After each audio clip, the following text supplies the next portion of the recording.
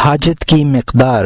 ہم نے لکھا ہے کہ اگر کسی شخص کو ایسا مال مل جائے جس کا کوئی مالک نہ ہو تو اسے اجازت ہے کہ وہ اپنی مفلسی کے پیش نظر اس مال میں سے بقدر حاجت لے لے۔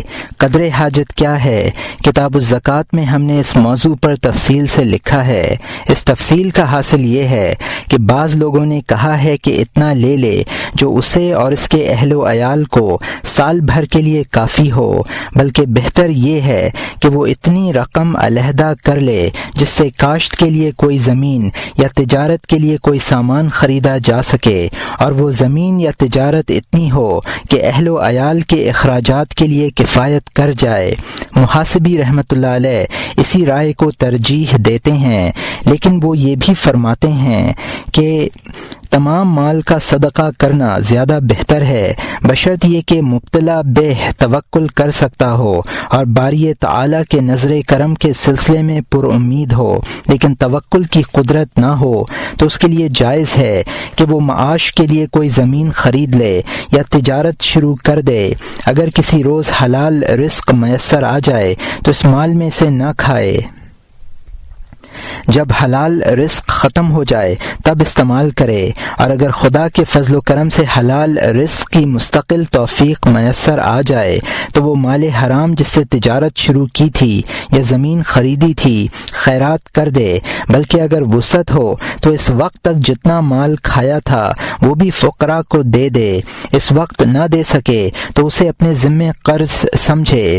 حرام مال کے علاوہ کچھ میسر نہ ہو تو معمول یہ رکھے کہ کھانا سادہ ہو، مثلا روٹی کھائے، گوشت نہ کھائے، اور کبھی گوشت استعمال بھی کرے تو وسعت و آسائش کے طور پر نہیں بلکہ چٹنی کے طور پر کھائے۔ محاسبی رحمۃ اللہ علیہ کی یہ رائے بہت عمدہ ہے، لیکن ان کا یہ مشورہ محل نظر ہے کہ حلال رزق میسر آنے سے پہلے جس قدر حرام رزق کھا چکا ہے اسے صدقہ کر دے۔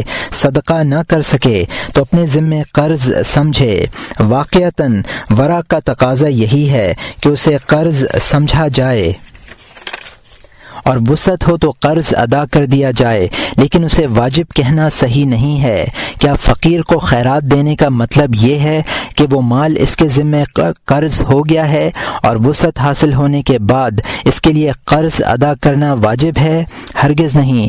جب فقیر پر قرض واجب نہیں ہوتا تو اس بیچارے کا کیا قصور ہے جس نے اپنے افلاس اور فقر کے باعث کچھ لے لیا ہو، خاص طور پر اس صورت میں جب کہ اسے وہ مال وراثت میں ملا ہو یا کسی ایسے ذریعے سے ملا ہو جس میں اس کی تعدی یا ظلم کا کوئی دخل نہ ہو۔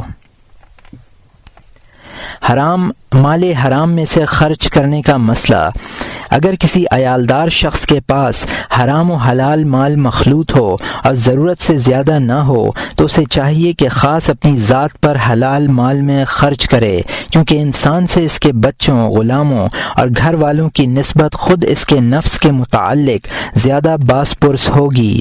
بالغ اولاد کو بھی حرام مال سے بچانے کی کوشش کرے، بشرط یہ کہ حرام سے بچنا ان کے لیے مضر ثابت نہ ہو، مثلا یہ کہ وہ چوری کرنے لگیں یا ظلم و زیادتی سے مال حاصل کرنا شروع کر دیں۔ اگر اس کا اندیشہ ہو تو چھوٹے بچوں کی طرح انہیں بھی حرام مال میں سے بقدر حاجت کھلا سکتا ہے۔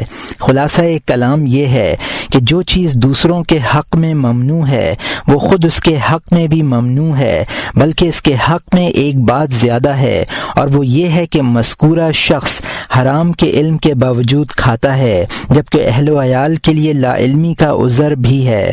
وہ یہ کہہ سکتے ہیں کہ نہ ہمیں اس کا علم تھا اور نہ یہ بات ہمارے دائرہ اختیار میں تھی، اس لیے ہونا یہ چاہیے کہ حلال مال پہلے اپنی ذات پر خرچ کرے، اپنے اخراجات سے بچ جائے تو اہل و عیال پر خرچ کرے، پھر اپنی ذات کے اخراجات کے بارے میں بھی تفصیل ہے۔ اخراجات میں صرف کھانا پینا ہی شامل نہیں ہے، بلکہ اس کے علاوہ بھی انسانی زندگی کی دیگر ضروریات ہیں جن کے لیے مال کی ضرورت پیش آتی ہے، مثلا حجام، رنگریز، دھوبی اور حمال کی اجرت، مکان کی تعمیر و مرمت، جانوروں کے لیے گھاس دانے کے مصارف، تنور گرم کرانے کی اجرت، لکڑی اور جلانے کے لیے تیل کی قیمت وغیرہ۔ اگر کسی شخص کے سامنے یہ مختلف اخراجات ہوں اور حلال مال ان تمام اخراجات کے لیے کافی نہ ہو تو اس صورت میں ممکن ہے، لیکن غذا اور لباس کے بغیر گزارا ممکن نہیں ہے۔ اب اگر کوئی شخص یہ سوال کرے کہ غذا اور لباس میں کس چیز کو فوقیت دی جائے تو ہمارا جواب ہوگا کہ غذا کا معاملہ زیادہ اہم ہے، اس لیے کہ غذا گوشت اور خون میں تبدیل ہو جاتی ہے، اور حدیث میں ہے کہ جو گوشت حرام غذا سے پرورش پائے دوزخ کی آگ اس کی زیادہ حقدار ہے۔ لباس کے فوائد سے بھی انکار نہیں کیا جا سکتا ہے، اس سے ستر ڈھانپا جاتا ہے، گرمی اور سردی سے جسم کی حفاظت کی جاتی ہے۔ ان تمام فوائد کے باوجود لباس جزو بدن نہیں بنتا، اس لیے میرے نزدیک ظاہر تر یہی ہے کہ غذا کے لیے حلال کی تخصیص ہونی چاہیے۔ حارث محاسبی رحمۃ اللہ علیہ فرماتے ہیں کہ لباس زیادہ اہم ہے، اس لیے کہ لباس بدن پر ایک مدت تک رہتا ہے، غذا نجاست بن کر باہر آ جاتی ہے۔ نیز حدیث شریف میں ہے لا تقبل الصلاة من علیہ ثوب اشتراہ بعشرة دراہم وفیہا درہم حرام۔ یہ احمد کی حدیث ہے جس کو ابن عمر رضی اللہ عنہ نے روایت کیا ہے۔ اس شخص کی نماز قبول نہیں کی جائے گی جس کے جسم پر ایسا کپڑا ہو جو اس نے 10 درہم میں خریدا ہو اور ان میں 1 درہم حرام ہو۔ بہرحال یہ بھی ایک احتمال ہے، مگر اس طرح کی وعید اس شخص کے سلسلے میں بھی وارد ہے جس کے پیٹ میں حرام غذا ہو۔ اس مضمون کی ایک حدیث گزر بھی چکی ہے۔ گوشت اور جسم کے دیگر اجزاء کے سلسلے میں یہ لحاظ رکھنا چاہیے کہ ان کا نشو و نما حلال غذا سے ہو، اسی لیے حضرت ابو بکر رضی اللہ عنہ نے لا علمی میں پیا ہوا دودھ بھی حلق میں انگلی ڈال کر نکال دیا تھا کہ یہ دودھ جسم میں رہا تو جزو بدن بنے گا اور گوشت بن کر زندگی بھر کے لیے باقی رہ جائے گا۔ مصارف میں فرق کی دلیل۔ بعض لوگ یہ کہہ سکتے ہیں کہ وہ شخص اپنی ذات پر خرچ کرے یا اہل و عیال پر، بہر صورت اسی کے اغراض کی تکمیل ہوتی ہے۔ یہی حال مختلف مصارف کا ہے، مصرف کھانے کا ہو یا پینے کا، حجامت کا ہو یا مکان کی تعمیر و مرمت کا، سب کا مقصد ایک ہی ہے، لیکن تم نے اپنی ذات اور غیر کا فرق پیدا کیا، مصارف میں بھی اہم اور غیر اہم کی ترتیب قائم کی۔ آخر اس کی دلیل کیا ہے؟ اس کا جواب یہ ہے کہ ہم نے حسب ذیل روایت سے استدلال کیا ہے کہ جب رافع ابن خدیج رضی اللہ عنہ کا انتقال ہوا تو انہوں نے ترکے میں ایک کھیتی سینچنے والا اونٹ اور ایک پچھنے لگانے والا غلام چھوڑا۔ لوگوں نے سرکار دو عالم صلی اللہ علیہ وسلم سے غلام کی آمدنی کے متعلق دریافت کیا، آپ نے منع فرما دیا۔ ایسا کئی بار ہوا۔ کسی شخص نے عرض کیا یا رسول اللہ، کیا ابن خدیج کے یتیم بچے بھی اس آمدنی سے نہیں کھا سکتے؟ فرمایا کہ اس غلام کی آمدنی سے اونٹ کا گھاس دانہ کر دیا کرو۔ اور یہاں مترجم نے حاشیے میں لکھا ہے یہ حدیث مسترب ہے۔ احمد و طبرانی نے عبایت ابن رفاعہ ابن خدیج کے حوالے سے یہ روایت نقل کی ہے کہ جب ان کے دادا کی وفات ہوئی تو انہوں نے ایک باندی، ایک اونٹ اور ایک پچھنے لگانے والا غلام ترکے میں چھوڑا۔ اس سے ثابت ہوا کہ حدیث میں رافع ابن خدیج مراد نہیں ہے، اس لیے کہ ان کی وفات 74 ہجری میں ہوئی ہے۔ اس کا احتمال ہے کہ رافع ابن خدیج کے دادا مراد ہوں، لیکن ان کا ذکر صحابہ میں نہیں ملتا۔ اور یہاں مترجم کا حاشیہ ختم ہوتا ہے۔ یہ حدیث اسی فرق پر دلالت کرتی ہے جس کی طرف ابھی ہم نے اشارہ کیا ہے۔ آپ نے خود کھانے سے منع فرمایا اور جانور کو کھلانے کی اجازت دی ہے۔ اس کا مطلب یہ ہے کہ حرام مال خود کھانے اور جانور کو کھلانے میں فرق ہے۔ جب حدیث سے فرق کی روشنی ملی تو ہم نے دوسرے امور بھی اسی پر قیاس کر لیے اور تفصیل کے لیے کچھ مثالیں ذکر کر دیں۔ انفاق کے 3 درجے، جس شخص کے پاس حرام مال ہے اور وہ اسے فقیروں کو بطور خیرات دینا چاہے تو اس کے لیے جائز ہے کہ وہ دینے میں فراخی اور وسعت سے کام لے، لیکن جب اپنی ذات پر خرچ کرنے کا ارادہ ہو تو جس قدر ہو سکے تنگی کرے۔ اہل و عیال پر خرچ کرنے میں تنگی نہ ہونی چاہیے اور نہ وسعت و فراخی، بلکہ اعتدال اور میانہ روی ملحوظ رہنی چاہیے۔ اس تفصیل سے ثابت ہوا کہ انفاق کے 3 مراتب ہیں۔ اسی اصل سے یہ بات بھی ثابت ہوئی کہ اگر کوئی مفلس شخص اس کے یہاں مہمان آئے تو اسے خوب کھلائے پلائے، اور اگر وہ مالدار ہو تو کچھ نہ کھلائے۔ ہاں اگر وہ شخص جنگل میں ہو، رات کو آئے اور کھانے پینے کی کوئی چیز اس کے پاس نہ ہو تو کھلانے میں کوئی حرج نہیں ہے، اس لیے کہ وہ اس وقت مفلس اور فقیر و محتاج ہے۔ مہمان متقی ہو تو اس کے سامنے کھانا بھی رکھ دینا چاہیے اور حقیقت بھی بیان کر دینی چاہیے تاکہ وہ پرہیز کرنا چاہے تو کر سکے۔ اس طرح مہمان نوازی کا حق بھی ادا ہوگا اور ایک مسلمان کو فریب دینے کے گناہ سے بھی حفاظت ہوگی۔ یہ نہ سوچنا چاہیے کہ کیونکہ اس شخص کو معلوم نہیں ہے اس لیے یہ حرام غذا اسے نقصان نہیں دے گی، یہ غلط فہمی ہے۔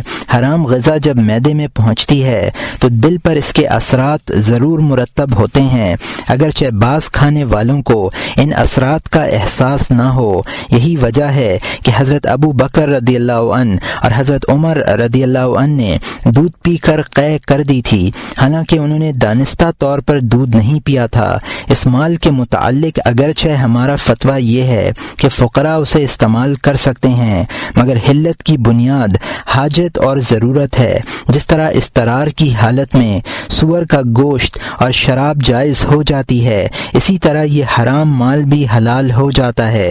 اس کا مطلب یہ نہیں کہ وہ حلال ہو کر پاک و طیب بن جاتا ہے۔ والدین کا حرام مال۔ اگر کسی شخص کے والدین کے پاس حرام مال ہو تو اس کو ان کے ساتھ کھانے سے احتراز کرنا چاہیے۔ اگر وہ ناراض بھی ہوں تب بھی امر حرام پر ان کی موافقت نہ کرے بلکہ انہیں منع کرے اور بتلائے کہ حرام مال کھانا اور کھلانا خدا تعالیٰ کی معصیت ہے اور اللہ تعالیٰ کی معصیت میں کسی شخص کی اتباع نہ کرنی چاہیے۔ ہاں اگر مال حرام نہ ہو بلکہ صرف مشتبہ ہو تو بچنا ورع میں داخل ہے، ضروری نہیں ہے۔ اس ورع کے مقابل میں بھی ایک ورع ہے اور وہ یہ ہے کہ ماں باپ کی اطاعت کرے۔ اس صورت میں اگر مشتبہات سے احتراز کرے تو اس طرح کرے کہ انہیں ناگوار نہ ہو، اور اگر احتراز نہ ہو سکے تو کھانے میں شریک ہو جائے مگر کم کھائے، یعنی لقمے چھوٹے بنائے، آہستہ آہستہ کھائے، منہ میں دیر تک چبانے کا عمل بھی جاری رکھے تاکہ کم سے کم کھانا پیٹ میں پہنچے۔ بھائی بہن کے حقوق کی بھی بڑی تاکید آئی ہے، اس لیے ان کے ساتھ بھی یہی موقف اختیار کرے۔ ماں اگر کسی مشتبہ کپڑے کا لباس بنا کر دے اور پہننے کے لیے اصرار کرے اور یہ ڈر ہو کہ اگر اس کی بات نہ مانی گئی تو وہ ناراض ہو جائے گی تو اس کے سامنے لباس پہن لے اور اس کی عدم موجودگی میں اتار دے۔ کوشش یہ کرے کہ وہ لباس پہن کر نماز نہ پڑھے، اور اگر کبھی والدہ کے سامنے اس لباس میں نماز پڑھنے کا اتفاق ہو تو اسے مجبوری اور اضطرار کی حالت تصور کرے۔ خلاصہ یہ ہے کہ اگر ورع کے اسباب متعارض ہو جائیں تو اس طرح کی باریکیاں ضرور ملحوظ رہنی چاہیے۔ بشر حافی کی روایت ہے کہ ان کی والدہ نے انہیں ایک مشتبہ کھجور کھانے کے لیے دی اور یہ کہا کہ میرے حقوق کی قسم ہے تمہیں یہ کھجور کھانی ہوگی۔ وہ یہ کھجور کھانا نہیں چاہتے تھے، لیکن والدہ کی دلجوئی کی خاطر بادل نہ خواستہ کھا لی۔ فوراً ہی اوپر گئے، والدہ خاموشی سے پیچھے ہو لیں، دیکھا کہ بشر قے کر رہے ہیں۔ اس حکایت سے ثابت ہوا کہ بشر نے والدہ کی اطاعت بھی کی اور معدے کی حفاظت بھی۔ امام احمد حنبل رحمۃ اللہ علیہ سے کسی نے بیان کیا کہ بشر حافی سے پوچھا گیا تھا کہ مشتبہ مال میں والدین کی اطاعت ہے یا نہیں۔ بشر نے جواب دیا کہ نہیں۔ اس سلسلے میں آپ آپ کیا کہتے ہیں؟ ابن حنبل رحمۃ اللہ علیہ نے فرمایا کہ یہ سخت جواب ہے۔ سائل نے عرض کیا کہ جب یہی مسئلہ محمد ابن مقاتل ابدان سے پوچھا گیا تو انہوں نے فرمایا کہ والدین کی اطاعت کرنی چاہیے۔ یہ سن کر امام احمد حنبل رحمۃ اللہ علیہ نے سائل سے کہا، جب تمہارے سامنے دونوں قول آ گئے تو اب مجھ سے کیا پوچھنے آئے ہو؟ پھر فرمایا کہ بہتر یہ ہے کہ دونوں باتوں کی رعایت کرو، یعنی شبہ سے احتراز اس طرح کرو کہ والدین کی اطاعت پر بھی حرف نہ آئے۔ مالی واجبات کا سقوط۔ جس شخص کے پاس محض حرام ہو اس پر نہ حج واجب ہے اور نہ مالی کفارہ واجب ہے، اس لیے کہ وہ مفلس ہے، اور مفلس پر نہ حج ہے اور نہ کفارہ۔ اس شخص پر زکوٰۃ بھی نہیں ہے، اس لیے کہ زکوٰۃ میں مال کا 40واں حصہ نکالنا واجب ہے اور یہاں تمام نکالنا ضروری ہے۔ اگر وہ شخص مالک سے واقف ہو تو اس کی امانت اس کے حوالے کر دے، اور واقف نہ ہو تو محتاجوں اور فقیروں کو دے دے۔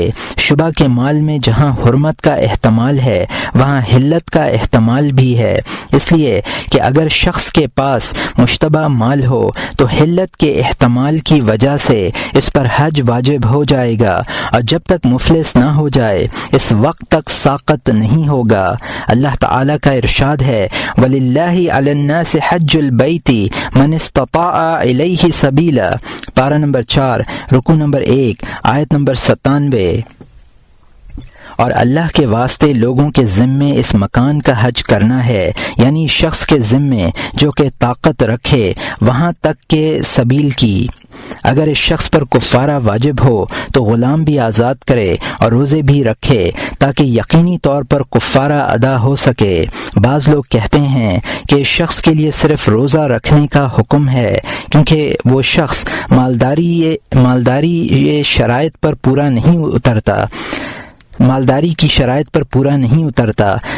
محاسبی رحمۃ اللہ علیہ کہتے ہیں کہ محض کھانا کھلا دینا کافی ہے، نہ غلام آزاد کرنے کی ضرورت ہے اور نہ روزے رکھنے کی۔ ہماری رائے یہ ہے کہ جس شبہ سے اجتناب کرنا واجب ہو اور مشتبہ چیز اپنے قبضے سے باہر کرنا ضروری ہو، یعنی ظن غالب کی وجہ سے اس مال میں حرمت کا پہلو غالب ہو، تو اسے روزے بھی رکھنے چاہیے اور کھانا بھی کھلانا چاہیے۔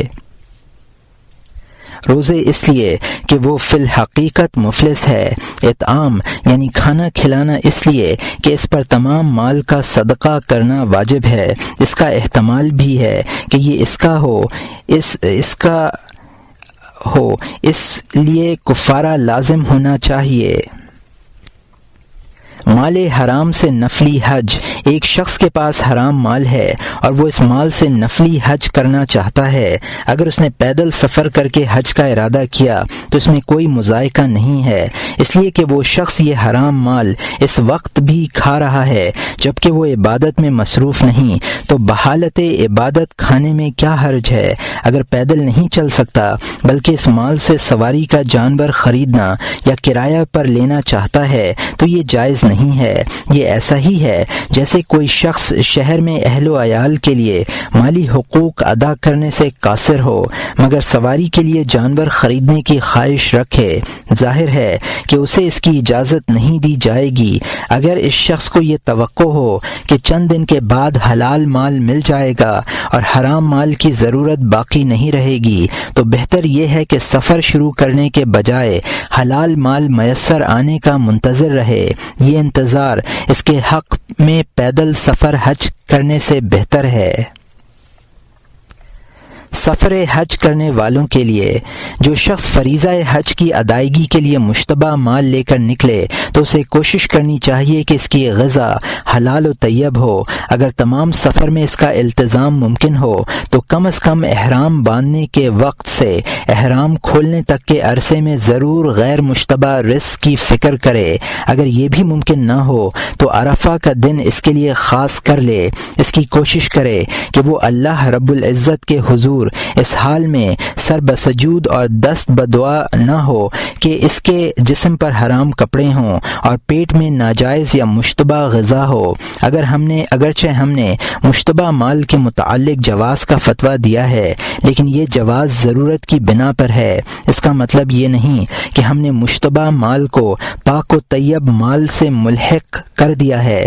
بہرحال اگر یہ بھی ممکن نہ ہو تو فرائض حج کی ادائیگی اور سفر و اقامت کے تمام مراحل کے دوران مضطرب اور بے چین اور افسردہ ضرور رہے اور یہ سوچتا رہے کہ میں بحالت مجبوری اس مشتبہ مال سے حج کر رہا ہوں، اگر مجھے غیر مشتبہ مال ملتا تو کتنا اچھا تھا۔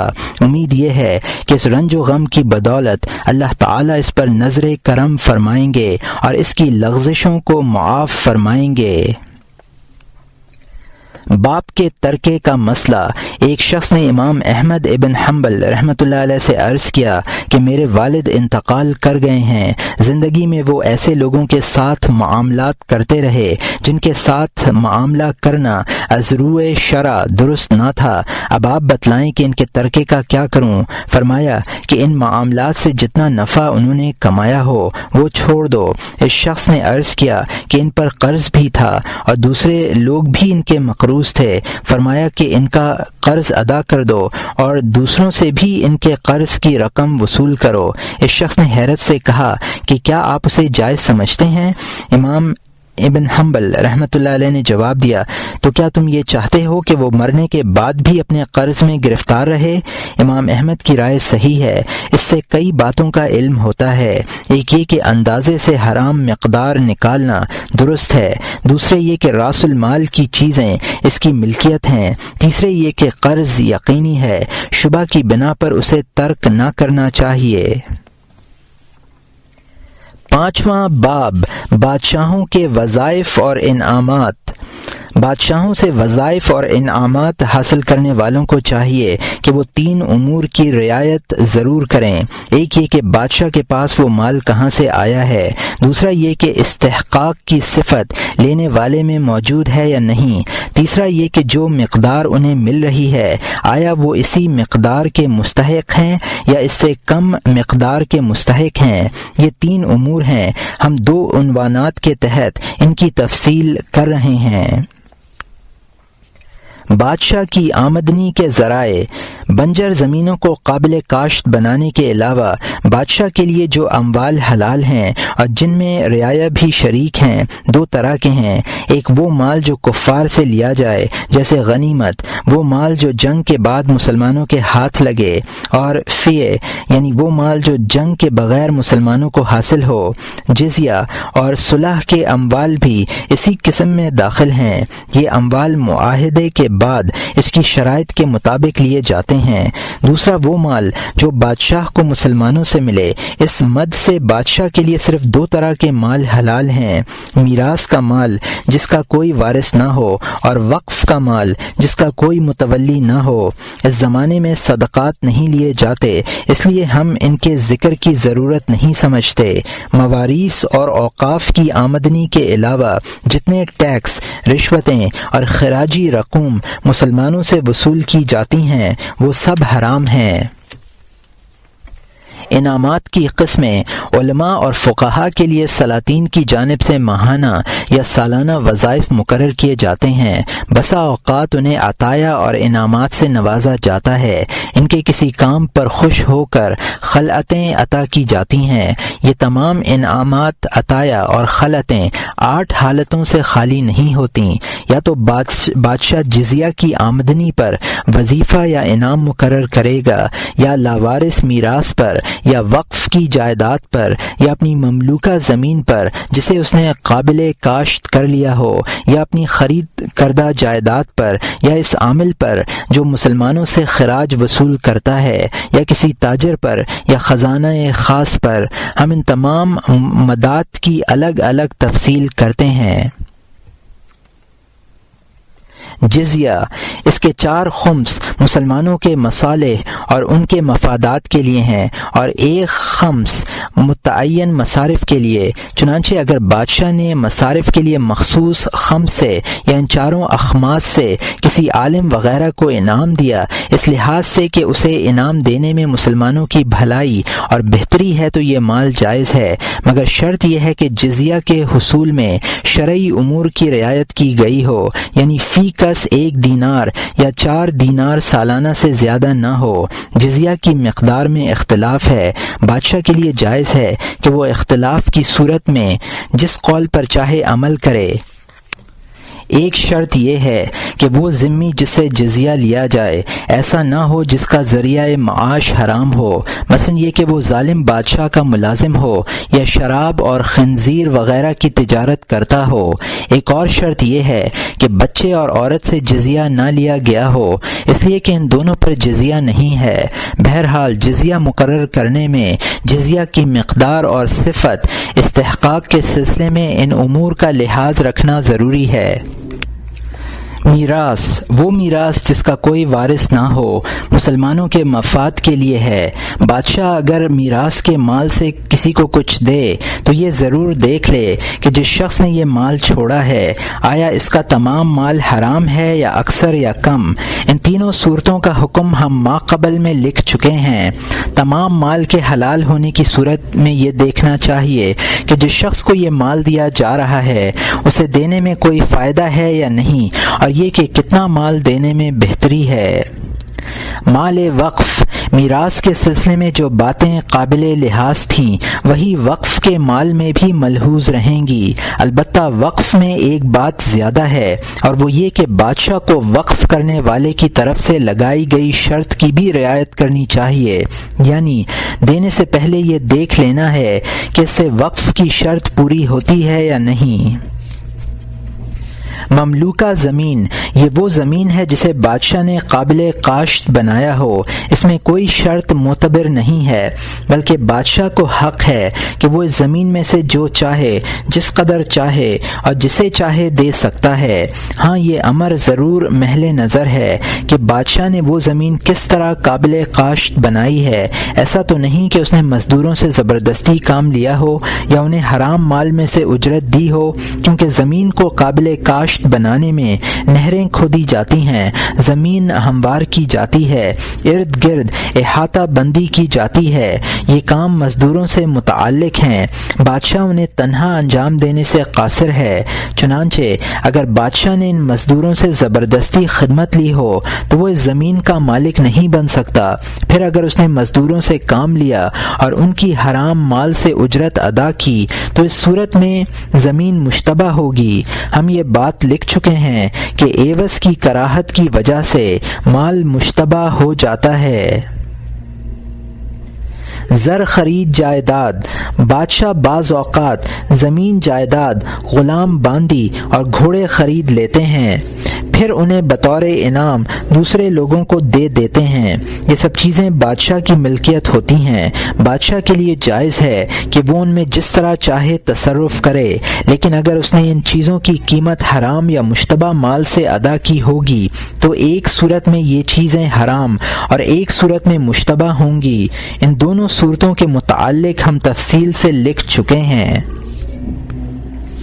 عامل، ایک صورت یہ ہے کہ بادشاہ اس شخص کے نام لکھ دے جو مسلمانوں سے خراج وصول کرتا ہو یا مال غنیمت اور تاوان کی رقوم اکٹھی کرتا ہو۔ اگر ایسا ہو تو یہ مال قطعی طور پر حرام ہے، اس میں کسی قسم کا کوئی شبہ نہیں ہے۔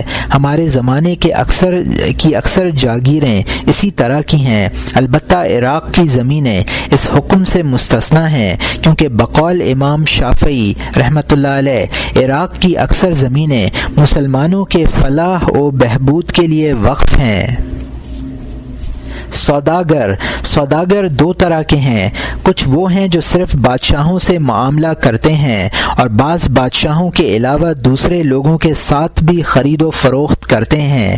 اب اگر کسی ایسے سوداگر کے نام لکھ دے جو صرف اسی سے معاملہ کرتا ہو تو اس کا مال ایسا ہے جیسے شاہی خزانے کا مال، اور اگر وہ شخص دوسروں سے بھی معاملہ کرتا ہے تو اس کا دیا ہوا مال بادشاہ کے ذمے قرض ہوگا اور وہ مال حرام سے اس کا عوض وصول کرے گا۔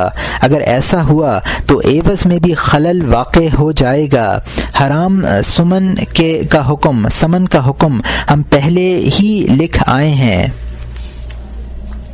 خزانہ خاص سے لکھنے کی صورت میں یہ دیکھنا چاہیے کہ اس میں کس طرح کا مال جمع ہے۔ اگر بادشاہ کی آمدنی حرام کے علاوہ کچھ نہ ہو تو وہ انعام یا وظیفہ یا خلعت قطعاً حرام ہے، اور اگر یقین سے یہ بات معلوم ہو کہ بادشاہ کے خزانے میں حلال بھی جمع ہوتا ہے اور حرام بھی، لیکن اس کا احتمال ہو کہ جو کچھ بادشاہ عالم کو دے رہا ہے وہ حلال مال میں سے دے رہا ہے، اور ساتھ ہی اس کا شبہ بھی ہو کہ یہ مال حرام بھی ہو سکتا ہے کیونکہ بادشاہوں کے مال عموماً حرام ہی ہوتے ہیں، تو اس سلسلے میں علماء کا اختلاف ہے۔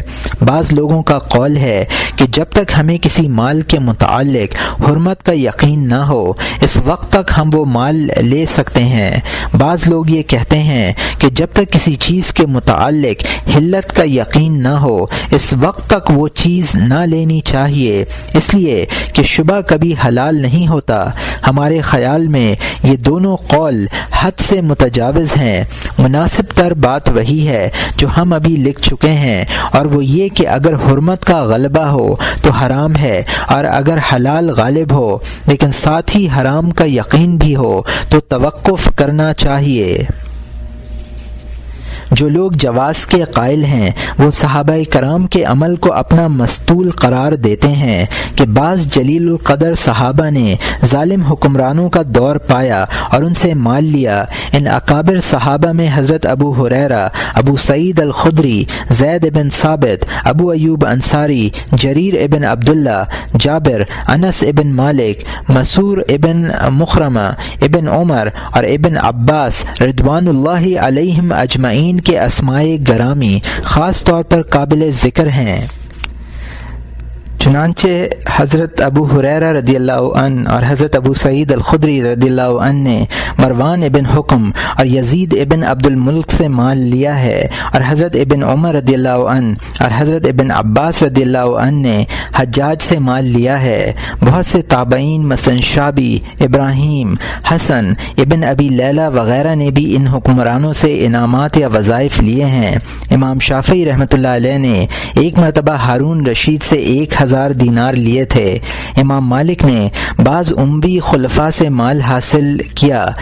نیز حضرت علی کرم اللہ وجہہ ارشاد فرماتے ہیں، بادشاہ تمہیں جو چیز دے وہ لے لو، اس لیے کہ وہ حلال مال دیتا ہے اور زیادہ تر حلال مال ہی وصول بھی کرتا ہے۔ بعض بزرگوں نے بادشاہوں کے عطایا رد کیے تو اس کی وجہ یہ نہیں تھی کہ ان کے نزدیک وہ عطایا حرام تھے، بلکہ ان کا یہ عمل ورع پر مبنی تھا۔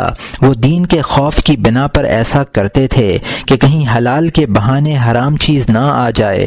حضرت ابو ذر غفاری رضی اللہ عنہ احنف ابن قیس سے فرمایا کرتے تھے کہ اس وقت تک عطایا قبول کرو جب تک وہ بطیب خاطر ہوں، اور جب تمہارے دین کا بھاؤ تاؤ ہونے لگے تو چھوڑ کر الگ ہو جاؤ۔ حضرت ابو ہریرہ رضی اللہ عنہ فرمایا کرتے تھے کہ جب ہمیں کوئی شخص عطیہ دیتا ہے تو ہم قبول کر لیتے ہیں، اور نہیں دیتا تو سوال کی ذلت نہیں اٹھاتے۔ سعید ابن المسیب رضی اللہ عنہ ناقل ہیں کہ ابو ہریرہ رضی اللہ عنہ کو حضرت معاویہ کچھ دے دیتے تو خاموش رہتے، اور نہ دیتے تو ان کے متعلق کچھ کہہ دیا کرتے تھے۔ شعبی رحمۃ اللہ علیہ حضرت مسروق رحمۃ اللہ علیہ کا یہ ارشاد نقل کرتے ہیں کہ عطایا لینے والے ہمیشہ لیتے رہیں گے یہاں تک کہ وہ دوزخ میں داخل ہوں گے، یعنی آہستہ آہستہ حلال سے حرام کی طرف تجاوز کریں گے۔ یہ مطلب نہیں کہ فی نفسی ہی ان عطایا میں کوئی حرمت ہوگی۔ نافع ابن عمر رضی اللہ عنہ سے نقل کرتے ہیں کہ مختار ان کے پاس مال بھیجا کرتا تھا، آپ یہ مال قبول کر لیا کرتے تھے اور فرمایا کرتے تھے کہ میں کسی سے کچھ مانگتا نہیں ہوں، اور جو رزق اللہ تعالی مجھے عطا کرتے ہیں میں اسے ٹھکراتا بھی نہیں ہوں۔ ایک مرتبہ مختار نے آپ کی خدمت میں اونٹنی بطور تحفہ بھیجی، آپ نے یہ تحفہ قبول فرمایا۔ عام لوگوں میں یہ اونٹنی مختار کی اونٹنی کے نام سے مشہور تھی۔ اس کے برعکس ایک روایت سے ثابت ہوتا ہے کہ ابن عمر مختار کے علاوہ تمام لوگوں کے ہدایہ قبول کر لیا کرتے تھے۔ کہتے ہیں کہ مؤخر الذکر روایت کی سند زیادہ صحیح ہے۔ نافع کہتے ہیں کہ ابن معمر نے ابن عمر رضی اللہ عنہ کی خدمت میں 60,000 درہم بھیجے، آپ نے فوراً ہی یہ رقم لوگوں میں تقسیم کر دی۔ ابھی رقم کی تقسیم سے فارغ ہی ہوئے تھے کہ ایک سائل نے درخواست کی، آپ نے ایک شخص سے کچھ رقم ادھار لے کر اسے دی۔ اتفاق سے وہ شخص ان لوگوں میں شامل تھا جن میں آپ نے 60,000 درہم تقسیم کیے تھے۔ جب حضرت حسن ابن علی رضی اللہ عنہ حضرت معاویہ رضی اللہ عنہ کے پاس تشریف لائے تو انہوں نے فرمایا کہ میں آپ کو اتنا بڑا انعام دوں گا کہ نہ آج سے پہلے میں نے کسی عرب کو اتنا بڑا انعام دیا ہو اور نہ شاید آئندہ دے پاؤں۔ اس کے بعد آپ نے جگر گوشہ رسول کی خدمت میں 4 لاکھ درہم پیش کیے، آپ نے ان کا عطیہ قبول فرما لیا۔ حبیب ابن ثابت کہتے ہیں کہ میں نے ابن عمر رضی اللہ عنہ اور ابن عباس رضی اللہ عنہ کے لیے مختار کا جائزہ دیکھا، دونوں حضرات نے یہ جائزہ قبول فرمایا۔ لوگوں نے عرض کیا کہ وہ جائزہ کیا تھا؟ فرمایا نقد مال اور کپڑے۔ زبیر ابن عدی نے حضرت سلمان الفارسی کا یہ ارشاد نقل کیا ہے کہ اگر تمہارا کوئی دوست عامل یا سود میں ملوث تاجر ہو اور تمہیں کھانے پر بلائے یا کوئی ہدیہ دے تو قبول کر لو، تمہارے لیے وہ کھانا یا ہدیہ ٹھیک ہے، گناہ عامل یا سود خور تاجر پر ہے۔ جب سود لینے والے کے متعلق قبول ثابت ہے تو ظالم کے لیے کیوں نہ ہوگا؟ ظالم کو بھی سود خور پر قیاس کر لینا چاہیے۔ حضرت جعفر صادق اپنے والد سے روایت کرتے ہیں کہ حضرت حسن و حسین رضی اللہ عنہما معاویہ رضی اللہ عنہ کے انعامات اور عطایا قبول کر لیا کرتے تھے۔ حکیم ابن جبیر رضی اللہ عنہ کہتے ہیں کہ جب سعید ابن جبیر رضی اللہ عنہ فرات کے نشیبی علاقے میں عشر وصول کرنے کے لیے مقرر ہوئے تو ہم ان کے پاس گئے۔ آپ نے اپنے کارندوں سے جو علاقے میں عشر کی وصولی کا کام کر رہے تھے کہلوایا کہ جو کچھ تمہارے پاس ہے اس میں سے ہمیں بھی کھلاؤ۔ ان لوگوں نے کھانا بھیجا، آپ نے کھانا تناول کیا اور ہمیں بھی اپنے ساتھ شریک کیا۔ علا ابن زبیر ازدی روایت کرتے ہیں کہ میرے والد حلوان میں عامل تھے۔ ان دنوں ابراہیم نخعی رحمۃ اللہ علیہ والد محترم کے پاس تشریف لائے۔ والد نے ان کی خدمت میں مال پیش کیا جسے آپ نے بطیب خاطر قبول کیا اور فرمایا کہ عاملوں کی عطایا قبول کرنے میں کوئی مذائقہ نہیں ہے، کیونکہ وہ لوگ محنت کر کے کھاتے ہیں اور ان کے بیت المال میں خبیث و طیب ہر طرح کا مال ہوتا ہے، لیکن وہ تمہیں اچھا ہی مال دیتے ہیں، خراب مال نہیں دیتے۔ اس استدلال کا حاصل یہ ہے کہ ان بزرگوں نے ظالم بادشاہوں کے عطایا قبول کیے، حالانکہ یہ سب حضرات ان لوگوں کو برا کہتے تھے جو اللہ تعالیٰ کی معصیت میں دنیاوی حکمرانوں کی اطاعت کیا کرتے تھے۔ اس گروہ کا خیال ہے کہ بعض اکابر سے نہ لینے کے سلسلے میں جو روایات منقول ہیں وہ عطایا کی حرمت پر دلالت نہیں کرتی بلکہ نہ لینے والوں کے ورع پر دلالت کرتی ہیں، جیسا کہ خلفائے راشدین اور ابو ذر رضی اللہ عنہ جیسے اجلہ صحابہ حلال مطلق بھی قبول نہ کیا کرتے تھے، محض اس خوف سے کہ کہیں حلال کے لینے سے کسی ممنوع کی نوبت نہ آ جائے۔ یہ ان کا ورع اور تقوی تھا۔ بہرحال ان بزرگوں کا اسوہ عطایا کے جواز پر دلالت کرتا ہے، جبکہ ان بزرگوں کا عمل حرمت پر دلالت نہیں کرتا۔ جہاں تک حضرت سعید ابن المسیب رحمۃ اللہ علیہ کے اس عمل کا تعلق ہے کہ وہ اپنے عطایا وصول نہیں کرتے تھے بلکہ بیت المال میں چھوڑ دیا کرتے تھے، حتیٰ کہ یہ رقم بڑھتے بڑھتے 30,000 درہم ہو گئی۔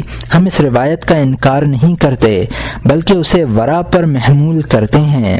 اسی طرح حضرت حسن بصری رحمۃ اللہ علیہ کا یہ ارشاد بھی تقویٰ پر محمول کرنا چاہیے کہ میں کسی صراف کے پانی سے وضو نہیں کرتا خواہ نماز کا وقت تنگ ہو جائے، کیونکہ میں نہیں جانتا کہ اس کا اصل مال کیسا ہے۔ ہم تسلیم کرتے ہیں کہ اگر کوئی از روئے ورع ان بزرگوں کا اتباع کرے اور سلاطین کی عطایا نہ لے تو اس کا یہ عمل قابل تحسین ہے، مگر یہاں بحث کا موضوع یہ نہیں ہے بلکہ کلام اس میں ہے کہ اگر کوئی شخص ورع میں ان کی تقلید نہ کرے بلکہ شاہی مال لے لیا کرے تو اس کا یہ عمل جائز ہوگا یا ناجائز۔ یہ ان لوگوں کی دلیل کا حاصل ہے جو بادشاہوں سے مال لینے میں کوئی مذائقہ نہیں سمجھتے۔ ہمارے نزدیک یہ دلیل محل نظر ہے۔ حقیقت یہ ہے کہ جن لوگوں سے نہ لینا منقول ہے وہ تعداد میں ان لوگوں سے کہیں زیادہ ہیں جن سے لینا منقول ہے۔ پھر اگر نہ لینے والوں میں ایک احتمال ہے جسے ورع کہتے ہیں تو لینے والوں میں 3 مختلف درجات کے احتمالات ہو سکتے ہیں، اور یہ بھی ورع ہی کے احتمالات ہوں گے، کیونکہ سلاطین کے حق میں ورع کے 4 درجے ہیں۔ پہلا درجہ یہ ہے کہ ان کے مال میں سے کچھ نہ لے، جیسا کہ ماضی کے اصحاب ورع کا معمول تھا۔ خلفائے راشدین کا اسوہ بھی یہی تھا۔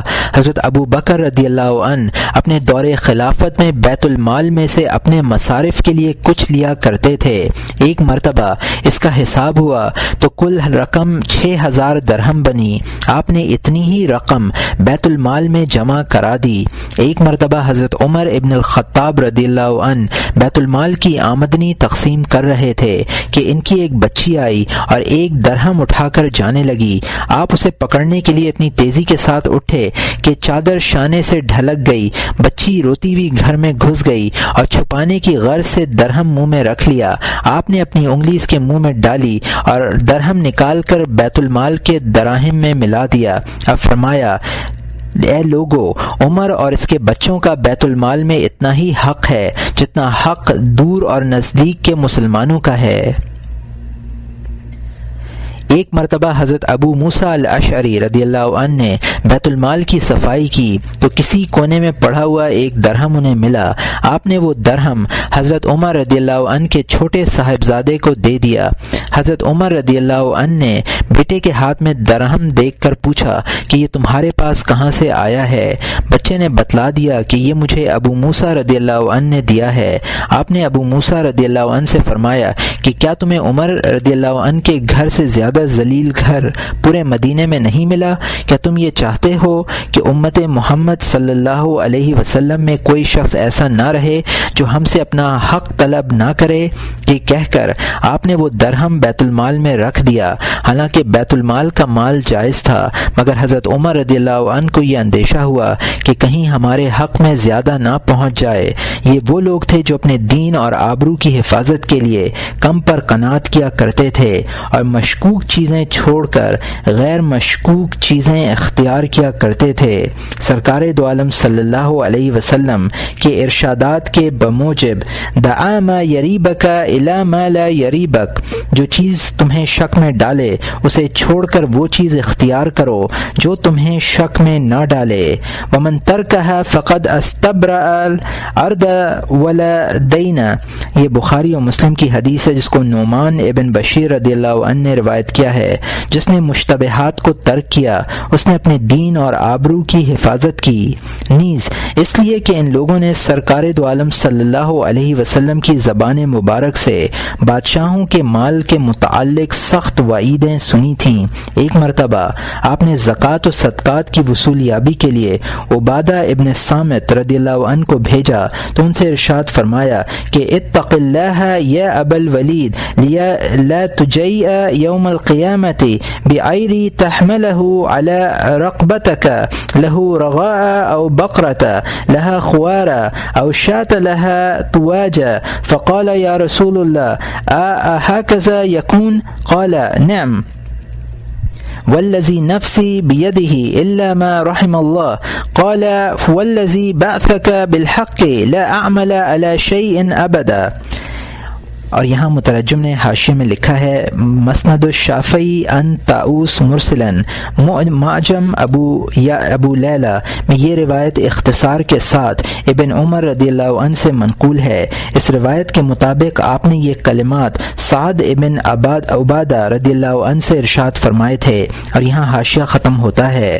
ترجمہ: اے ابو الولید، اللہ تعالی سے ڈرتے رہو، ایسا نہ ہو کہ تم قیامت کے روز اس حال میں آؤ کہ تمہارے کاندھے پر بلبلاتا ہوا اونٹ یا ڈکراتی ہوئی گائے یا میں کرتی ہوئی بکری ہو۔ مخاطب نے عرض کیا یا رسول اللہ، کیا ایسا ہی ہوگا؟ آپ نے فرمایا ہاں، خدا کی قسم ایسا ہی ہوگا، البتہ جس پر اللہ رحم کرے اسے یہ سزا نہیں ملے گی۔ مخاطب نے عرض کیا اس رب کی قسم جس نے آپ کو باسط سے سرفراز فرمایا، میں کبھی ایسا نہیں کروں گا۔ ایک مرتبہ آپ نے ارشاد فرمایا انی لا اخاف علیکم ان تشرکوا بعدی ولکن اخاف علیکم ان تنافسوا۔ یہ بخاری و مسلم کی حدیث ہے جس کو عتبہ ابن عامر رضی اللہ عنہ نے روایت کیا ہے۔ مجھے یہ ڈر نہیں کہ تم میرے بعد شرک کرو گے، بلکہ خوف ہے تو اس بات کا کہ تم ایک دوسرے کی حرص کرو گے۔ آپ کو مال کی حرص و طمع کا خوف تھا۔ ایک مرتبہ حضرت عمر رضی اللہ عنہ نے بیت المال کے مال کے متعلق ارشاد فرمایا کہ میں اس مال کے سلسلے میں اپنی وہ حیثیت سمجھتا ہوں جو یتیم کے ولی کی ہوتی ہے۔ اگر مجھے حاجت نہیں ہوتی تو میں اس مال سے دور رہتا ہوں، اور ضرورت ہوتی ہے تو شرعی امور کی رعایت کے ساتھ کھاتا ہوں۔ روایت ہے کہ ایک مرتبہ طاؤس کے صاحبزادے نے آپ کی طرف سے حضرت عمر ابن عبدالعزیز کے نام ایک جعلی خط لکھا اور اس میں مال دینے کی درخواست کی۔ حضرت عمر ابن عبدالعزیز رحمۃ اللہ علیہ اس وقت خلیفہ تھے۔ آپ نے 300 اشرفیاں دے دیں۔ جب طاؤس کو صورتحال کا علم ہوا تو انہوں نے اپنی ایک زمین فروخت کر کے مذکورہ رقم عمر ابن عبدالعزیز کی خدمت میں بھیجی۔ ورا کے درجات میں یہ درجہ زیادہ بلند ہے۔ دوسرا درجہ یہ ہے کہ بادشاہ کا مال قبول کرے، مگر اس وقت قبول کرے جبکہ اسے یہ معلوم ہو کہ جو کچھ بادشاہ اسے دے رہا ہے وہ حلال ہے۔ اب اگر سلطان کے قبضے میں کوئی حرام مال موجود بھی ہے تو اس کا ضرر متعدی نہیں ہوگا۔ عام طور پر صحابہ کرام کا مال قبول کرنا اسی درجے کی ورع کے مطابق تھا، یہ نہیں کہ وہ بے سوچے سمجھے اور بلا تحقیق مال لے لیا کرتے تھے۔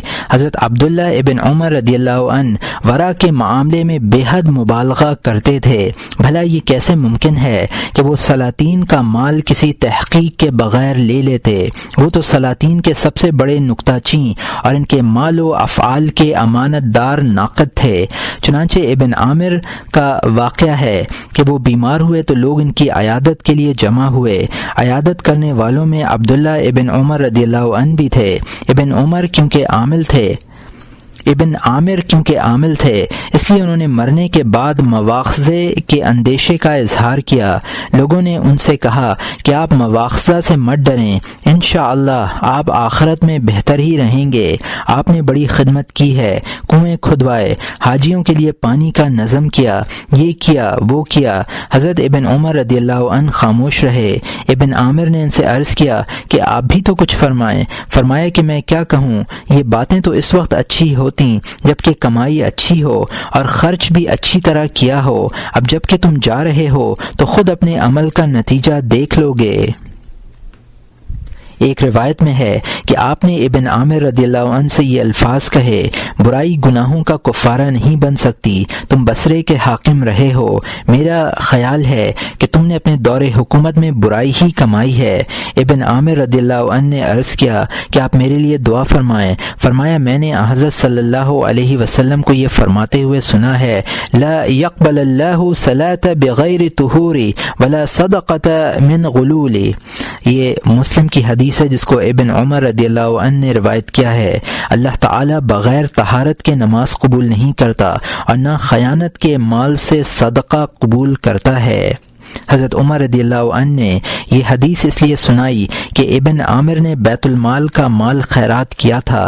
روایت ہے کہ حجاج کے دور حکومت میں ایک مرتبہ آپ نے یہ جملہ ارشاد فرمایا کہ جب سے دارالخلافت کا شیرازہ منتشر ہوا ہے میں نے شکم سیر ہو کر کھانا نہیں کھایا۔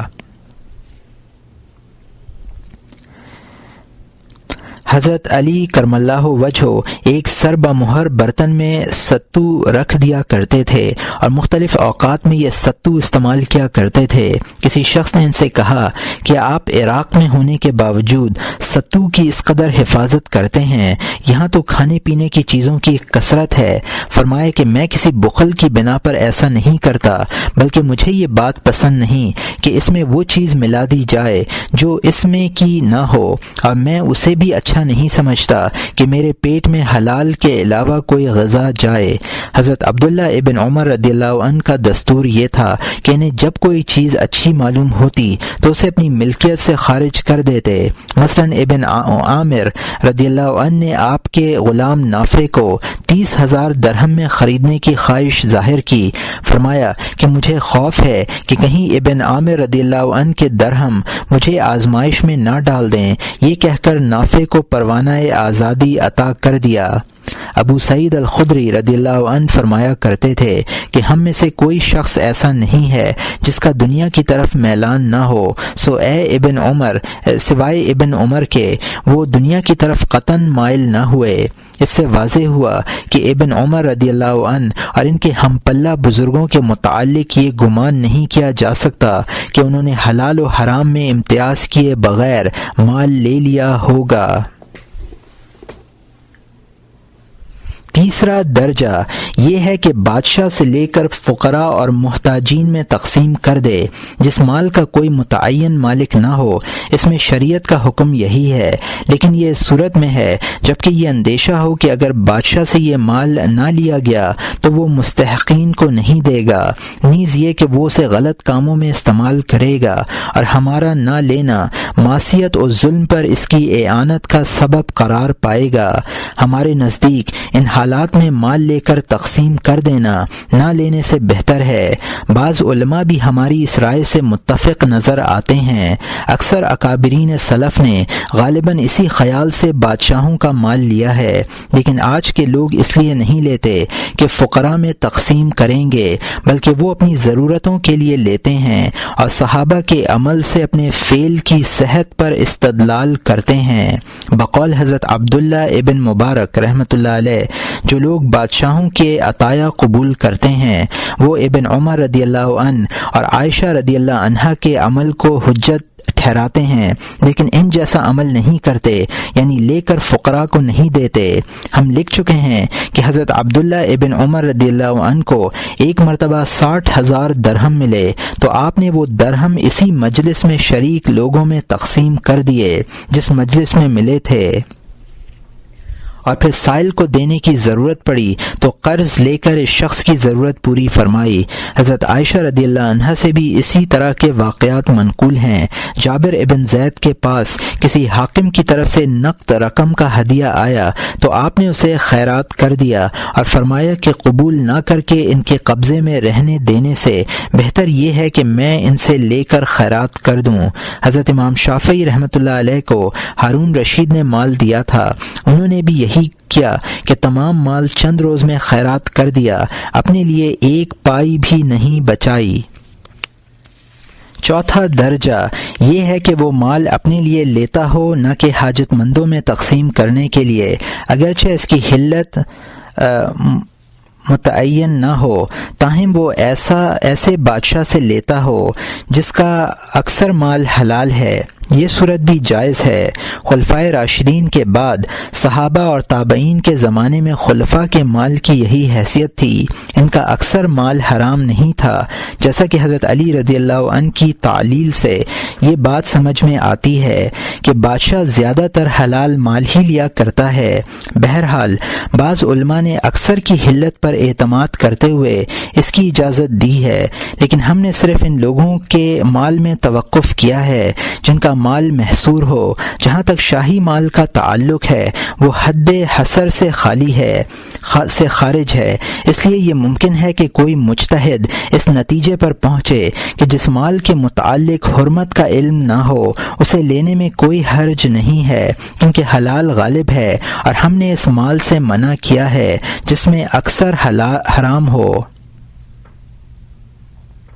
ان چاروں درجات کی تفصیل سے یہ بات واضح ہو گئی ہوگی کہ زمانے کے حکمرانوں کے اموال ایسے نہیں ہیں جیسے پہلے زمانے میں تھے۔ موجودہ زمانے کے اموال اور گزشتہ زمانے کے اموال میں دو قطعی وجوہات کی بنا پر فرق ہے۔ ایک وجہ تو یہ ہے کہ ہمارے زمانے میں بادشاہوں کے تمام یا اکثر اموال حرام ہیں۔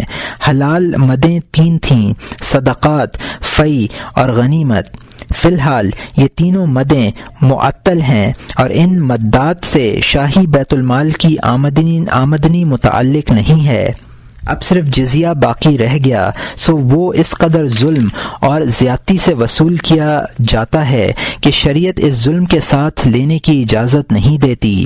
اول تو سلاطین جزیہ کی مقدار میں شرعی حدود کی پابندی نہیں کرتے اور نہ عمال ہی وصول کے وقت ان امور کا التزام کرتے ہیں جو ذمیوں کے باب میں وارد ہوئے ہیں۔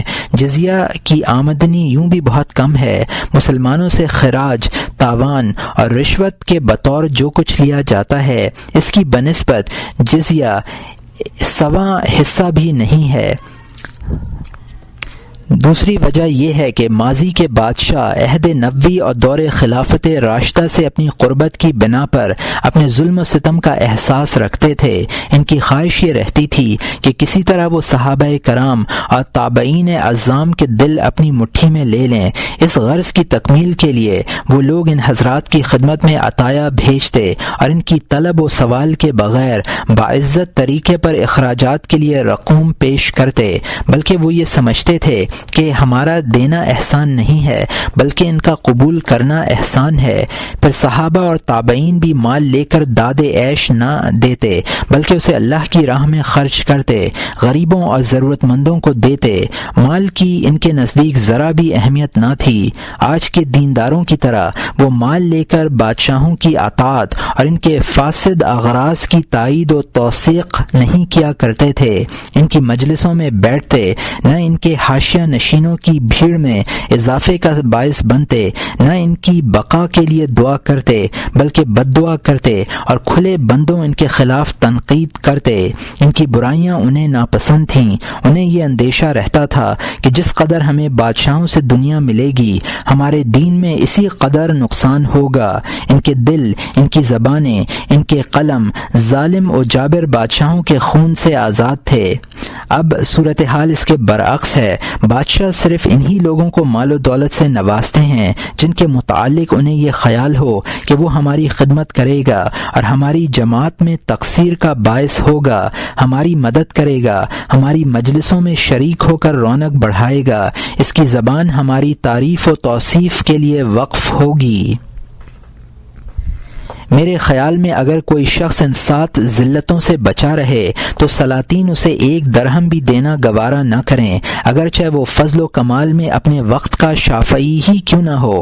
اول سوال کرنا، دوم خدمت میں آگے رہنا، سوم تعریف و توصیف کرنا، چہارم ضرورت پڑنے پر شاہی مفادات کے تحفظ کے لیے ان کی مدد کرنا، پنجم شاہی مجالس اور تقریبات کی محفلوں میں تکثیر سواد کرنا، ششم ان کے لیے اپنی محبت، اپنی دوستی اور ان کے دشمنوں کے علی الرغم اپنے تعاون کا اظہار کرنا، ہفتم ان کے مظالم کی، عیوب اور اعمال بد کی پردہ پوشی کرنا۔ بہرحال اس زمانے میں اگر سلاطین کا مال حلال بھی ہوتا تب بھی ان وجوہات کی بنا پر لینا جائز نہ ہوتا۔ چہ جائے کا اس صورت میں اجازت دی جائے جبکہ ان کا مال حرام یا مشکوک ہو۔ ان حالات میں اگر کوئی شخص بادشاہوں سے مال لینے کی جرأت کرے اور اپنے آپ کو صحابہ اور تابعین سے تشبیہ دینے لگے تو یہ ذرہ اور آفتاب والی ہوگی۔ مال لے کر جو ذلتیں برداشت کرنی پڑتی ہیں، خواہ وہ بادشاہوں کی خدمت کی صورت میں ہو یا ان کی تعریف و توصیف کی صورت میں یا ان کے عیوب کی پردہ پوشی کی صورت میں، سب معصیت ہیں۔ آنے والے باب میں ہم اس موضوع پر تفصیل سے لکھنے کا ارادہ رکھتے ہیں۔ اب تک جو کچھ لکھا گیا ہے اس سے سلاطین کی آمدنی کے مدات بھی واضح ہو گئی ہیں۔ یہ بھی معلوم ہو گیا ہے کہ ان میں سے کون سی مد حلال ہے اور کون سی حرام ہے۔ فرق کیجئے کہ کس شخص کو حلال مد میں سے اور اس کے استحقاق کے بقدر گھر بیٹھے مل جائے اور اس سلسلے میں اسے کسی قسم کے تملق خدمت اور مداح و ثنا کی ضرورت نہ پڑے تو یہ مال حرام نہیں ہوگا، تاہم متعدد وجوہات کی بنا پر مکروہ ہوگا۔ چھٹے باب میں ہم ان وجوہات پر روشنی ڈالیں گے۔ ماخوذ کی مقدار اور آخذ کی تعریف۔ اموال کی کئی قسمیں ہیں۔ بعض اموال کے مصارف متعین ہوتے ہیں، جیسے زکوٰۃ، وقف، غنیمت اور فی کے پانچواں حصہ۔ بعض اموال بادشاہ کی ملکیت ہوتے ہیں، جیسے وہ زمین جسے اس نے قابل کاشت بنایا ہو یا زر خرید جائیداد وغیرہ۔ ان امور میں بادشاہ مختار کل ہے، وہ جو چاہے کرے، جسے چاہے دے، جسے چاہے نہ دے۔ مقدار کی بھی کوئی تحدید نہیں ہے۔ اب صرف وہ اموال باقی رہ جاتے ہیں جن کا تعلق مسلمانوں کے مصالح اور مفادات سے ہے، جیسے فی کے 4 خمس، لاوارث میراث وغیرہ۔ اگرچہ یہ اموال بھی بادشاہ کی تولیت میں ہوتے ہیں، مگر وہ ان میں تصرف کا پورا حق نہیں رکھتے۔ اس لیے اسے چاہیے کہ وہ اس طرح کے مال کو ان لوگوں پر صرف کرے جن پر صرف کرنے کی عام مصلحت اجازت دے، یا وہ لوگ محتاج ہوں، کمانے سے معذور ہوں۔ اب اگر کوئی شخص مالدار ہے اور اسے دینے میں کسی طرح کی کوئی مصلحت بھی نہیں ہے تو بیت المال کا مال اسے نہ دینا چاہیے۔ اگرچہ اس سلسلے میں علماء کا اختلاف ہے، مگر صحیح بات یہی ہے کہ ایسے شخص کو دینا درست نہیں ہے۔ حضرت عمر رضی اللہ عنہ کے ارشاد سے دینے کی گنجائش نکلتی ہے کہ بیت المال میں ہر مسلمان کا حق ہے، تاہم وہ جب بیت المال کی آمدنی تقسیم کرنے بیٹھتے تو تمام مسلمانوں کے حصے نہ لگاتے، بلکہ انہی مخصوص لوگوں کو دیتے تھے جن میں استحقاق کی صفت ہوتی۔ اس سے ثابت ہوا کہ جو شخص مسلمانوں کے مفادات کا نگراں اور ان کے مصالح کا محافظ ہو اور ایسا کام کرتا ہو جس میں مسلمانوں کا نفع ہو، اور حال یہ ہو کہ اگر وہ شخص اس کام کو چھوڑ دے تو تکمیل نہ ہو سکے، تو بیت المال میں اس کا بقدر کفایت مشاہرہ مقرر ہوگا۔ اس دائرے میں تمام وہ علماء بھی آ جاتے ہیں جو دین کی مصالح کے لیے اپنے شب و روز وقف کیے ہوئے ہیں، خواہ وہ فقہ، حدیث، تفسیر اور تجوید کے معلم ہوں، یا مؤذنین اور ائمہ، یا علوم اسلامیہ کے طلباء۔ مؤخر الذکر اس لیے کہ اگر انہیں ان کا روزینہ نہ دیا گیا تو وہ علم کی طلب میں مشغول نہ رہ سکیں گے۔ وہ لوگ بھی اسی حکم میں ہیں جن کے عمل سے حکومت اسلامیہ کی دنیاوی مصالح وابستہ ہیں، جیسے سپاہی۔ یہ لوگ تلوار کے سائے میں مملکت کا تحفظ کرتے ہیں، دشمنوں، باغیوں اور اسلام دشمنوں سے اس کی حفاظت کرتے ہیں۔ بیت المال کے دفاتر میں کام کرنے والے منشی، کارندے اور حساب داں بھی اس مال کے مستحق ہیں۔ مصلحتیں دینی بھی ہوتی ہیں اور دنیاوی بھی۔ علماء سے دین کی حفاظت ہوتی ہے اور سپاہیوں سے سرحدوں کی۔ دین اور ملک تمام ایسے ہیں۔ دین اور ملک تو اہم ہے، ایسا نہیں کہ ان دونوں کو ایک دوسرے کی ضرورت نہ ہو۔ یہی حال طبیب کا ہے، اگرچہ بظاہر اس سے کوئی دینی امر وابستہ نہیں ہے، لیکن بہرحال صحت کا نظام عالم ظاہر میں اسی سے متعلق ہے۔ دین صحت کے بعد ہے، اس لیے اطباب کو بھی بیت المال میں سے ملنا چاہیے تاکہ جو شخص ان سے مفت علاج کرانا چاہے وہ اس کا علاج کر سکیں اور دین پر اس کی مدد کر سکیں۔ اس طرح کے لوگوں میں حاجت کی بھی شرط نہیں ہے، ہے بلکہ انہیں مالداری کے باوجود بھی دیا جا سکتا ہے۔ خلفائے راشدین مہاجرین اور انصار کو بیت المال سے وظائف دیا کرتے تھے، حالانکہ سب حاجت مند نہ تھے۔ ان لوگوں کے روزینے وغیرہ کی کوئی مقدار بھی متعین نہیں ہے، بلکہ یہ معاملہ امام کی رائے پر موقوف ہے، اسے اختیار ہے، وہ چاہے تو اتنا دے کہ پانے والا غنی ہو جائے یا محض بقدر کفایت دے۔ چنانچہ حضرت حسن رضی اللہ عنہ نے حضرت معاویہ رضی اللہ عنہ سے ایک وقت میں 4 لاکھ درہم وصول کیے تھے۔ حضرت عمر ابن الخطاب رضی اللہ عنہ بعض لوگوں کو 12,000 درہم سالانہ دیا کرتے تھے۔ حضرت عائشہ رضی اللہ عنہا بھی انہی لوگوں میں تھیں جنہیں 12,000 درہم ملا کرتے تھے، بعض لوگوں کو 10,000، بعض دوسروں کو 6,000 درہم ملا کرتے تھے۔ مختلف لوگوں کے لیے مختلف مشاہرے تھے۔ حاصل کلام یہ ہے کہ بیت المال مسلمانوں کا حق ہے، اس کا مال مسلمانوں میں تقسیم کر دینا چاہیے، اور اتنا تو کرنا چاہیے کہ کچھ باقی نہ رہے۔ اس میں کوئی حرج نہیں کہ بادشاہ کسی ایک کو زیادہ مال دے دے اور دوسروں کو کم دے۔ بادشاہ کو اختیار ہے کہ وہ اس مال میں سے مخصوص لوگوں کو خلعت اور انعام سے نوازے۔ شاہان سلف ایسا کیا کرتے تھے، تاہم اس ضمن میں مصلحت اسلام پیش نظر رہنی چاہیے۔ عالموں اور بہادروں کو انعامات دینا بہترین اقدام ہے۔ سلاطین کے اس عمل سے دوسرے لوگوں کو بھی ترغیب ہوتی ہے اور ان کے دل میں یہ جذبہ پیدا ہوتا ہے کہ وہ بھی اس طرح کے کام کر کے ان لوگوں جیسا بننے کی کوشش کریں جنہیں اس اعزاز و اکرام سے نوازا گیا ہے۔ خلعتوں اور عطیوں کے یہ فوائد ہیں۔ اب یہ بات بادشاہ کے اجتہاد اور اس کی ثواب دید پر منحصر ہے کہ وہ کن لوگوں کو اس داد و دہش کا مستحق قرار دے اور کن لوگوں کو نظر انداز کرے۔ جہاں تک جابر اور ظالم سلاطین کا تعلق ہے، ان کے سلسلے میں 2 باتیں پیش نظر رہنی چاہیے۔ پہلی بات یہ ہے کہ ظالم سلطان حکومت کے منصب سے برطرفی کے قابل ہے۔ اب برطرفی کی 2 صورتیں ہیں، یا تو یہ کہ وہ معزول ہو یا واجب العزل ہے۔ جس بادشاہ کا عالم یہ ہو تو اس کا دیا ہوا مال لینا کیسے درست ہو سکتا ہے؟ دوسری بات یہ ہے کہ ظالم بادشاہ داد و دہش میں عمومیت اختیار نہیں کرتے، بہت سے مستحقین حق سے محروم رہ جاتے ہیں، وہ حکومت کے ظلم و جبر کی بنا پر سوال کا یارہ بھی نہیں رکھتے۔ اس صورت میں 2-4 لوگوں کے لیے لینا کیسے جائز ہے؟ اگر لینے کی اجازت دی جائے تو یہ سوال پیدا ہو سکتا ہے کہ انہیں اپنے حصے کے بقدر حصہ لینا چاہیے یا جتنا بادشاہ دے اتنا لے لینا چاہیے۔ پہلے سوال کے جواب میں ہم عرض کریں گے کہ کسی بھی شخص کو لینے سے منع نہ کیا جائے، اس لیے کہ ظالم و جابر حکمراں جب اقتدار کے جلوہ میں ہوتا ہے تو اسے برطرف کرنا بہت مشکل ہوتا ہے، بلکہ اگر اسے برطرف کر دیا جائے اور اس کی جگہ دوسرا شخص مقرر کر دیا جائے تو زبردست فتنے رونما ہوتے ہیں۔ ملک کے نظم و نسق کا حال قابو سے باہر ہوتا ہے۔ ان حالات میں بادشاہ کے خلاف علم بغاوت بلند کرنے کی اجازت نہیں ہے، بلکہ اس کی اطاعت واجب ہے، جیسا کہ امیر کی اطاعت واجب ہوتی ہے۔ امراء کی اطاعت کے وجوب اور ان کی مدد سے باز رہنے پر وعید کے سلسلے میں بہت سی روایات وارد ہیں۔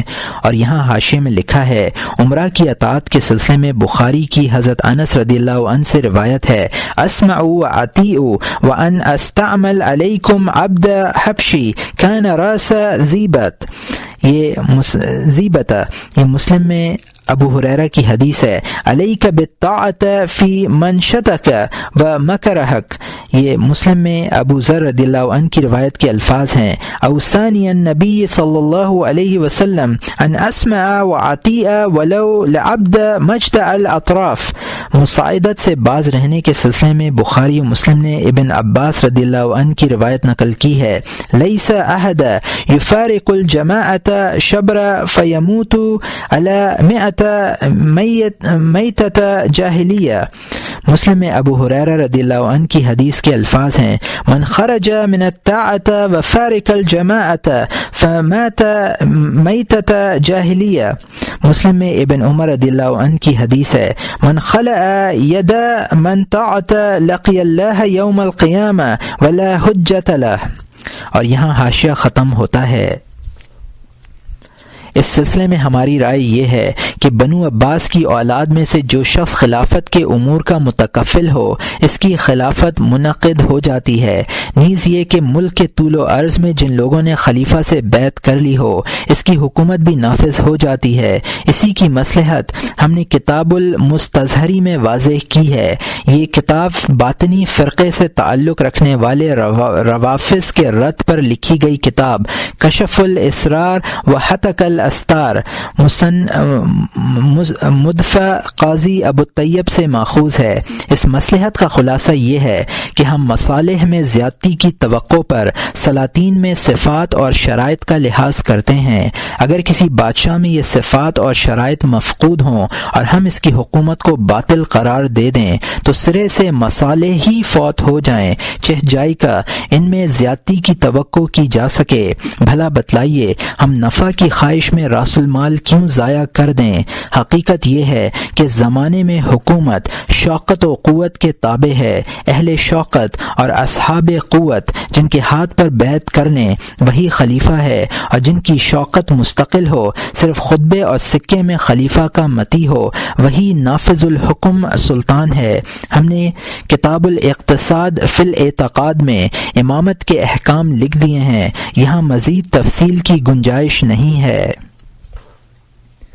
اب دوسرا سوال رہ جاتا ہے کہ اگر بادشاہ کی داد و دہش عام نہ ہو تو ایک شخص کے لیے لینا جائز ہے یا نہیں؟ اس سلسلے میں علماء کے 4 مختلف اقوال ہیں۔ بعض علماء نے مبالغہ سے کام لیتے ہوئے یہ کہا کہ جو کچھ وہ شخص لے گا اس میں تمام مسلمان شریک ہوں گے، اور وہ یہ نہیں جانتا کہ اس مال میں سے اس کا حصہ 1 حبہ ہے یا 1 حبے سے کچھ زیادہ یا کم، اس لیے اس کے حق میں بہتر یہی ہے کہ وہ کچھ بھی نہ لے۔ بعض علماء کی یہ رائے ہے کہ شخص کو اپنے اس دن کی غذائی مصارف کے بقدر لینے کی اجازت ہے، اس لیے کہ حاجت کی بنا پر وہ اسی مقدار کا استحقاق رکھتا ہے۔ بعض اہل علم یہ فرماتے ہیں کہ اسے 1 سال کی غذا لینے کی اجازت ہے، کیونکہ یہ مشکل ہے کہ وہ روز کی غذا روز حاصل کرے۔ چھوڑنا بھی ٹھیک نہیں ہے، کیونکہ بیت المال میں اس کا حق ہے۔ اس سے یہ کیسے کہا جا سکتا ہے کہ وہ اپنے حق سے دستبردار ہو جائے؟ کچھ لوگ یہ کہتے ہیں کہ جتنا مال اسے ملے وہ سب لے لے، اس پر کوئی گناہ نہیں۔ ظالم بادشاہ ہے اور مظلوم وہ لوگ ہیں جو اپنے حق سے محروم رہ گئے ہیں۔ قیاس بھی یہی ہے، اس لیے کہ اس مال کی وہ حیثیت نہیں ہے جو مال غنیمت کی ہوتی ہے۔ مال غنیمت مجاہدین میں مشترک ہوتا ہے، یہ مال مسلمانوں میں مشترک نہیں ہوتا، اور نہ یہ مال میراث ہے کہ مورث کے مرنے کے بعد ورثاء کی ملک ہو جائے۔ یہاں تک کہ اگر ورثاء مر جائیں تو ان ورثاء کے وارثین کو ان کے حصص کے بقدر دینا لازم ہو، بلکہ یہ مال غیر متعین حق ہے، قبضے میں اس کی تعیین ہوتی ہے، یا یہ کہا جائے کہ اس کی حیثیت صدقات کی سی ہے کہ جب فقراء کو ان کا حصہ دیا جائے تب ان کی ملک ثابت ہوتی ہے۔ اب اگر صاحب مال ظلم کرے، مثلا یہ کہ زکوٰۃ کا مال مساکین، مسافرین اور قرضداروں وغیرہ کو نہ دے بلکہ مستحقین کی صرف 1/9 یعنی فقراء کو دے، تو یہ نہیں کہا جائے گا کہ کیونکہ مالک مال نے ظلم کیا ہے اس لیے لینے والا فقیر اس مال کا مالک نہیں ہوا۔ یہ صورت میں ہے جبکہ بادشاہ کسی ایک کو تمام مال حوالے نہ کرے بلکہ اسے اتنا دے کہ اگر اوروں کو بھی دیتا تو اس کے حصے میں آیا ہوا مال زیادہ ہوتا۔ داد و دہش اور عطایا میں کمی بیشی جائز ہے، چنانچہ روایات میں ہے کہ حضرت ابو بکر رضی اللہ عنہ نے مال تقسیم کیا تو سب میں برابری قائم رکھی۔ حضرت عمر رضی اللہ عنہ نے فرمایا کہ اللہ تعالی نے ان لوگوں کو ایک دوسرے پر فضیلت دی ہے۔ روایت میں ہے کہ جب آپ خلیفہ مقرر ہوئے تو حضرت عائشہ رضی اللہ عنہا کو 12,000 درہم، حضرت زینب رضی اللہ عنہا کو 10,000، حضرت جویریہ رضی اللہ عنہا کو اور حضرت صفیہ رضی اللہ عنہا کو 6,000 درہم سالانہ دیے۔ اور حضرت علی رضی اللہ عنہ کے لیے ایک جاگیر مخصوص فرمائی۔ حضرت عثمان رضی اللہ عنہ نے بھی 5 باغ اپنے لیے مخصوص فرمائے تھے، مگر بعد میں اپنی ایثار سے کام لیا اور اپنی ذات پر حضرت علی رضی اللہ عنہ کو ترجیح دی اور ان سے کہا کہ یہ باغ آپ لے لیں۔ حضرت علی رضی اللہ عنہ نے ان کی پیشکش قبول فرمائی۔ کمی بیشی کی یہ تمام صورتیں جائز ہیں اور مجتہد کی رائے پر موقوف ہیں۔ یہ مسئلہ ان مسائل میں سے ہے جن میں ہم یہ کہتے ہیں کہ ہر مجتہد مصیب ہی ہوتا ہے، مخطی نہیں ہوتا۔ یہ وہ مسائل ہیں جن میں کوئی نص نہیں ہے، نہ ان کے قریب اور مثل پر کوئی نص ہے کہ قیاس جلی کی روح سے وہ بھی مثل کی طرح ہو جاتا ہے۔ شراب نوشی کی سزا بھی ایسے ہی مختلف فیہ مسائل میں شمار ہوتی ہے۔ صحابہ کرام نے شراب پینے والوں کو 40 کوڑوں کی سزا بھی دی ہے اور 80 کوڑوں کی بھی، یہ دونوں سنت اور حق ہیں۔ اسی طرح تقسیم مال کے سلسلے میں حضرت ابو بکر رضی اللہ عنہ اور حضرت عمر رضی اللہ عنہ دونوں کا طریقہ کار حق تھا۔ صحابہ بھی دونوں کے فعل پر متفق تھے۔ جس شخص کو حضرت ابو بکر رضی اللہ عنہ کے دور خلافت میں زیادہ اور حضرت عمر رضی اللہ عنہ کے عہد میں کم مال ملا تھا، اس نے زیادہ ملا ہوا مال واپس نہیں کیا اور نہ زیادہ پانے والوں نے زیادہ لینے سے انکار کیا۔ اس سلسلے میں تمام صحابہ ایک رائے تھے اور سب اس کا یقین رکھتے تھے کہ دونوں بزرگوں کا طریقہ صحت پر مبنی ہے، حق ہے۔ البتہ جن مسائل میں نص موجود ہے یا قیاس جلی ہے اور مجتہد نے غفلت کی بنا پر یا سوء تفکیر کی بنا پر نص ترک کر دی یا قیاس جلی پر عمل نہیں کیا، ان میں ہم ہرگز یہ نہیں کہیں گے کہ ہر مجتہد کی رائے صحیح ہے، بلکہ صحیح رائے اسی مجتہد کی ہے جس نے نص پر عمل کیا۔ اس تفصیل کا حاصل یہ نکلا کہ اگر کسی شخص کی ذات سے دین یا دنیا کی کوئی مصلحت وابستہ ہو اور وہ میراث یا جزیہ کے مال میں سے بادشاہ کا دیا ہوا کوئی عطیہ، انعام یا مشاہرہ قبول کر لے تو وہ صرف لینے ہی سے فاسق نہیں ہو جائے گا، بلکہ اس وقت فاسق کہلائے گا جبکہ اس نے مال کے عوض میں سلطان کی خدمت یا اعانت کی ہو، اس کے دربار میں حاضری دی ہو اور بے جا تعریف کی ہو۔ ذیل کے باب میں ہم اسی موضوع پر گفتگو کریں گے۔